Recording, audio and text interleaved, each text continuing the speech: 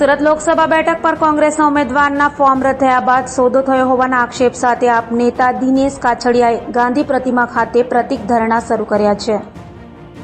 લોકસભાની ચૂંટણીમાં સુરત લોકસભા બેઠક પર કોંગ્રેસના ઉમેદવાર નિલેશ કુંભાણીનું ફોર્મ રદ થતાં તેઓએ બેઠકનો સોદો કર્યો હોવાના આક્ષેપો થયા હતા। ત્યારે હાલમાં આપ નેતા દિનેશ કાછડિયાએ નિલેશ કુંભાણી અને ભાજપ પર આક્ષેપો કરી લોકશાહી બચાવોની લઈ ચોક બજાર ગાંધી પ્રતિમા પાસે પ્રતિક ધરણા શરૂ કર્યા છે। સવારે 10 કલાકે કાછડિયા ચોક બજાર ખાતે ગાંધીજીની પ્રતિમાને સૂતરની આંટી પહેરાવી બાપુને નમન કરી પ્રતિક ઉપવાસ શરૂ કર્યા હતા। કાછડિયા આક્ષેપો કરતા કહ્યું હતું કે કોંગ્રેસ ઉમેદવાર નિલેશ કુંભાણી સાથે સોદો થયો છે। નિલેશ કુંભાણીએ ભાજપ સાથે સોદો કરી 19 લાખ મતદારોનો મતાધિકારનો હક છીનવી લીધો છે। ભાજપ દ્વારા સમગ્ર ઓપરેશન પાર પાડી લોકશાહીની હત્યા કરાઈ છે, જેના વિરોધમાં હું પ્રતિક ધરણા પર બેઠો છું। તો સાથે દિનેશ કાછડિયાએ ગદ્દારના પોસ્ટરો સાથે પ્રતિક ધરણા કરી વિરોધ નોંધાવ્યો હતો, તો અઠવા પોલીસે ત્યાં પહોંચી જઈ કાછડિયાની અટકાયત કરી હતી।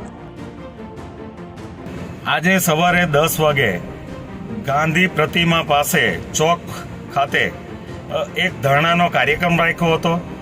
એક મતદાર તરીકે જે આવતું સુરત લોકસભાનું ઇલેક્શન છે એમાં મારે મત મારો કોને આપવો એ માટે ગાંધી પ્રતિમા પાસે લોકોને આહવાન કર્યું હતું કે આપણો મતનો અધિકાર કોઈ 3-4 જણા વેચાઈ જાય તો એ છીનવી કઈ રીતે શકે।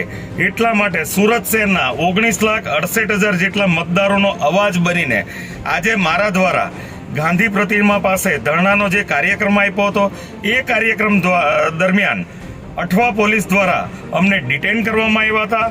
અને હું લોકોને કહેવા માંગુ છું, આ લોકશાહી છે, લોકતંત્રનો દુરુપયોગ થયો છે। મારા મતનો અધિકાર કોઈ કઈ રીતે છીનવી શકે એ બાબતે હું સુરત શહેરના તમામ લોકોને કહેવા માંગુ છું કે તમે પોતે આ લડાઈમાં જોડાઓ।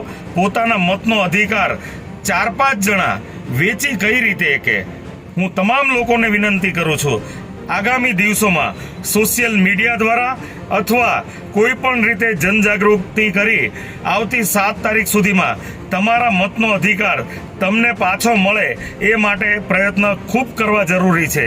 દિનેશ કાછડિયા, પૂર્વ કોર્પોરેટર, સુરત મહાનગરપાલિકા।